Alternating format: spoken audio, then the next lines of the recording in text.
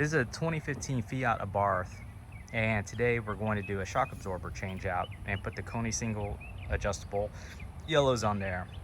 And now we're already running into some adventures with it, but fortunately I have my friend here, Jesse, who's a very skilled mechanic. He's currently working on this old school Chevrolet Dually 1997 model, swapping out the motor. Here he comes with the tool bag, ready to do some damage here. Yeah, we're gonna knock it out. We're gonna knock it out. There you go. The first thing that happened is we used a low profile jack, but when we put it on the pinch point, it actually knocked the bodywork askew. I was thinking about using a piece of wood, but we just went ahead and just jacked it up because the bodywork is going to move a little bit, and I guess that's just a evidence or a telltale if the car's ever been worked on or jacked up.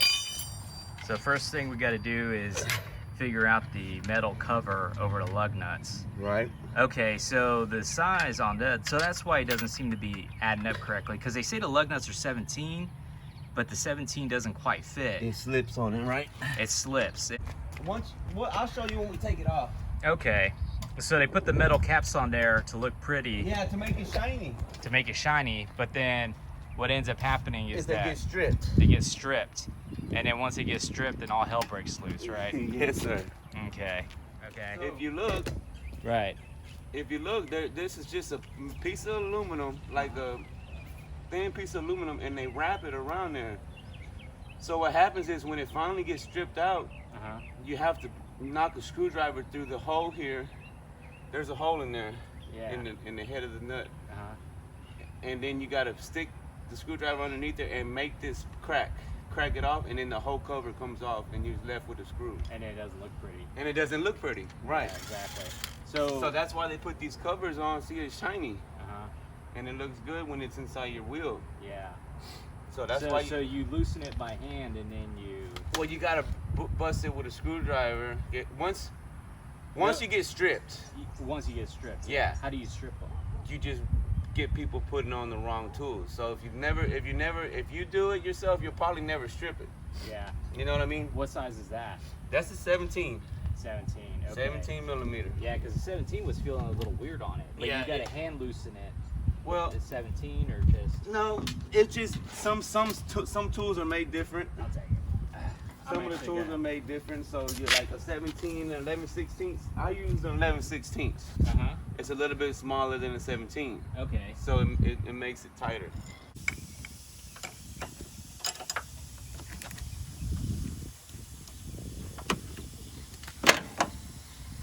So once you bust it loose, you gotta. And see, you're safe to let it bust loose right here like that, unless it does. I don't think it has a mount on it, like a straight mount. When you say a straight mount, what do you mean like that? The one that we were talking about yesterday that has the 3 screws that go into the body. Okay. And then you take those off, and the strut stays compressed with this part, right? Watch. It'll make sense when we take it out. Oh, you talking about you think the spring's gonna pop loose? Yeah, it's either gonna. I don't think the spring's gonna pop loose. Oh, it might. It's okay though. It's safe. It's locked inside there, so it won't pop. I actually done this lots of times where it's dangerous. It's very dangerous sometimes when you put those strut compressors on and your spring could pop out, or any little thing goes wrong, you can mess up. Right, it goes flying or hit you in the face. One time it almost hit me when I was about 15. I was in the shop working. It's not gonna damage the bodywork if you just pop that shit off? No bodywork. Oh, because it's gonna hit up against the strut. Right, it's gonna be there. It's already locked in place, right? It's just gonna, and it doesn't look like it's separating, does it? No. Like you said. Okay, here we go. Now anybody can really see anything with this with the sunlight. The sunlight hitting me. Well, the sunlight hitting the camera, but it's good enough, man, I think. I don't even know if I'm gonna put this up on Facebook or YouTube or not. Right. Well, the thing is, this car's got a lifetime warranty. So I don't know. I don't think they're gonna check to see if anybody's been fucking with it. But oh no, they won't. But they would charge you for this because it's lifetime warranty, but on powertrain and motor. Yeah. So you wouldn't. This would be something that you would have to pay for. They would tell you, oh, bring it here, otherwise you void your warranty. But it's not even going to mess with your warranty. They're just going to charge you buku money, right? Yeah. Well, you know, when I bought this car, they got the lifetime powertrain. I was thinking, okay, good, that's great. It's like turbo and everything included. So, but I don't think the suspension's gonna fuck with that. No, they wouldn't. You know, but I'm not messing with the engine. I'm not doing anything engine related. Right. I'm just. Usually these little engines never have a problem. Yeah, I think the secret is you just got to keep driving them. Yeah, you can't let it sit. You just can't let it sit. Can you connect that hose for me? A lot of guys will let these cars sit because it's like, oh, it's my baby. And then what happens is that multi-air brick ends up bricking up because I think the oil inside. Yep. And then it loses its prime all in the top engine, and it dry starts. It won't connect. Yeah. If it doesn't connect, then that's fine.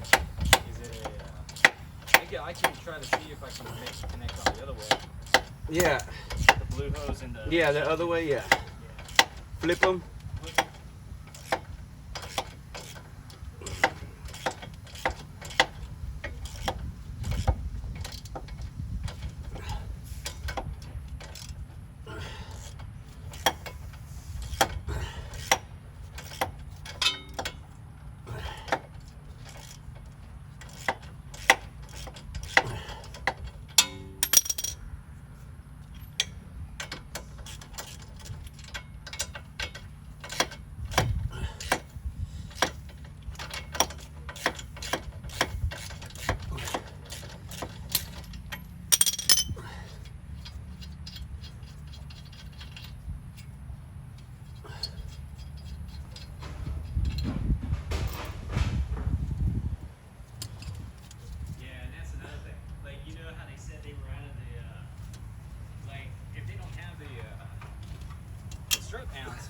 Like, what a chance of them having the CB joints? Oh yeah. It probably wouldn't be much of a. This thing's a crashed UFO right now. Yeah, you need to go ahead and just get the whole. What you see is what you get. But I mean, the parts are still out there if you look for them. Right, you gotta order them. Just like, yeah, but you can't run down the street and. Right, grab it from AutoZone. I'm really surprised I was able to. It makes me suspect that they're. You know, if they're having to let parts go just to like make their bills, you know. No, they're just such a nice car. It's uppity. I don't mean to say it like that. It's a higher grade car, so they don't make parts for them that much. That's like that often. Mm-hmm.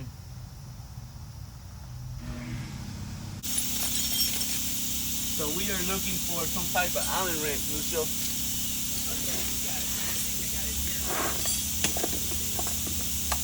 Yeah, here we go.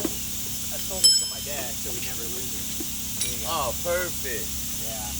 That is the one we need. Yeah, because he'll just lose it, right? Then it's gone. Yeah. Or somebody takes it. So everybody's got to have like that special place to really hide their stuff. And what you do is you just lock it in place, and then you use your Allen wrench to remove it. Otherwise, you'll be here all day too, stressing out about getting that bolt off because it won't ever come off. Back. Okay. You see the threads start back here. I got it. Yeah. So they have a place, so you can grab your hammer and you can tap the bolt out. Gotcha. That's all you gotta do. Sometimes they come out a lot harder than that. That was a pretty easy one there. Yeah. Car's really taken care of. Yeah, it was. So sometimes they get rusted in there from getting all the rain and stuff on it, and you have a hell of a time getting those out. And people don't realize that they can bang on the end of the screw. They think that they're gonna mess the threads up, and they won't. Okay, that's all I had to show you. Yeah, that looks good. There it is. And look at the replacement though. Beauty. Yeah, that yeah, that's gonna work. It's gonna look good, right? I think it's gonna look really good. They're good stuff, man. They don't mess around. These the guys who designed this stuff, man. They grow up driving BMW, they race cars, and they go home and they screw good-looking blondes, man. And that's it. You know what? I ordered a screw one time, and I was young, and I did a job that I wasn't really ready for yet, Yeah. and I broke a bolt on an AMG V12 Mercedes Benz. Oh, that's nice. You know, and Oh, do you need the little clip? yeah, it cost $7 for the bolt, Uh-huh. and I winded up having to wait 2 weeks, and I only had 4 of them left in the world. Mm-hmm. So I almost didn't get to finish this car. It was a reverse thread hollow bolt Oh, for a shit. Mercedes-Benz. First thread. So instead of it's a lefty, righty, lefty, tighty, righty, Yep, loosey? and it's a hollow bolt. So I'm glad it was hollow because it broke. Why is it hollow? It's hollow so I don't weight know. reduction? Nah, weight reduction. There you Every go. little bit counts? Yeah, maybe the weight. But that was a lesson learned. Yeah, it happens. Another lesson that really made me learn something was I was rushing, I was gonna make $50 to do a brake job real quick, Mm-hmm. and I ran and lifted up the car from the front Mm-hmm. so I could lift both tires. Yeah. And if you don't position it right, it'll slip off. It slipped off and broke the radiator and the fans. That sucks.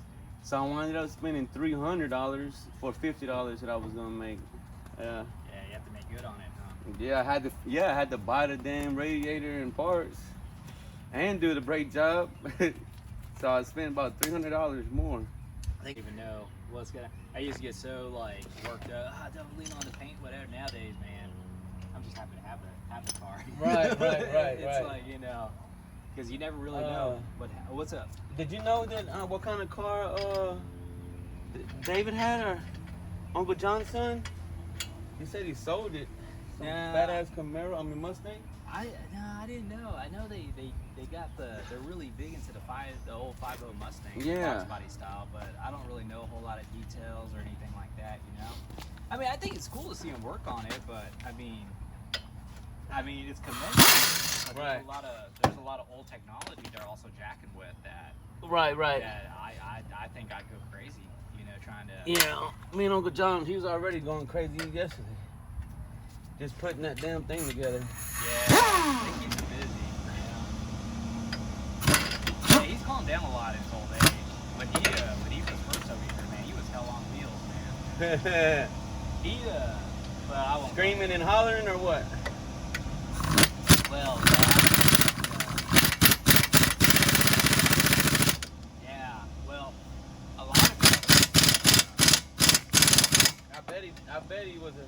Well, he ended up having surgery. He had to have The heart, yeah. He had like 3 stitches put in. Right, he had 3 stents put in. But leading up to that, when he was clogging up, you know, when everything was starting to clog up and shut down, what you looking for? This right here. When everything was clogging up and shutting down, he was cussing, yelling. He'd start fights. He'd walk around with his guns. You know, he'd pick up trash in the dirt, and have like this big old Magnum, like in a holster, like he was a cowboy. Right. And he was always and you know, and when the pandemic hit, holy shit, man, this guy was like, this is everything. I told you this was gonna happen, and now I'm gonna survive, and you're all fucking dead because y'all didn't prepare. Like, Yeah. You know, like this dude really thought he was gonna be the only man alive, right? Yeah. Because he had like, you know, Provisions and stuff. he had like, 2 months worth of food and some firearms, and Right. bullets. I'm like, dude, bro. I'm like, bro, like, dude, this is we live in a society, man. Like, we need each other. Yeah, like, we'll figure it out some way or another. Yeah. That's funny. But he got, and then he had his surgery, man. And he's been chill ever since. Or at least, well, however he is, he's a lot. It's like A lot calmer. It's toned down from how he used to be. Right. Well, because he had to, because it was hurting him. He was out of control, man.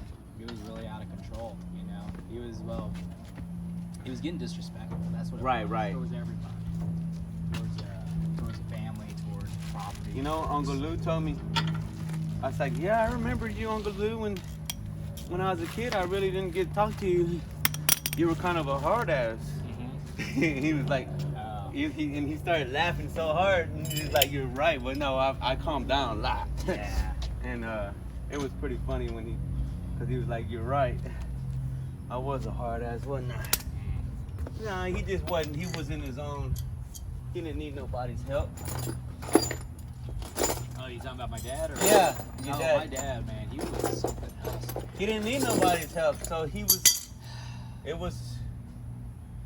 was easier for him to say. I was gone for like 6 years, 8 years. I was gone for almost 10 years. 8 years I was gone. Damn. 9 years. And From like 2010 to 2020, basically. 10 years, because I really didn't come home until 2020, and then 2011 was when I was gone. yeah. And I was like, shit, I guess I need to figure this out by myself. Because I was trying to stay local. I was trying to see if, maybe like I could be an assistant, or Right, some type right. of business venture, or because it just seemed to me it would just be natural for like the sons to pick up someone Right, after right, the dad, for sure. You know? But then it was just like I had no place here, and my brother made the same mistake. He hung on almost forever, Right. trying to host my dad, and my dad was like really adamant that his path and our path were going to be like two separate, like, Two total different things. good luck, son. So, and I don't know, but I ended up leaving and going to California, and I was gone for almost 10 years. Right. I remember you weren't. And I learned a lot, man. It was really an experience that I think I'm never gonna forget. Oh, I won't forget because I'm writing a book right now. Well, that's good. But I met people. I learned stuff. I traveled. I learned how to. I got conflicts. I learned how to get out of conflicts. Right. That's good. I learned peaceful resolution. I learned how to identify threats. I got my ass kicked a few times. No. Well, I mean, not physically, but I went to 2 job losses out there. You know? Most people that go to California, within 18 months they're gone because they don't find their niche. And then I was out there for 6 years through 2 job losses. So obviously, like, yeah, man, it was crazy, dude. You press it and then. No. Oh, okay. I see what you're gonna do. Yeah, I'm just gonna let her sit down, and I ain't gonna hurt nothing. I promise. You ain't gonna hurt it worse than I'm gonna hurt it. I hurt my stuff sometimes. Well, let's see.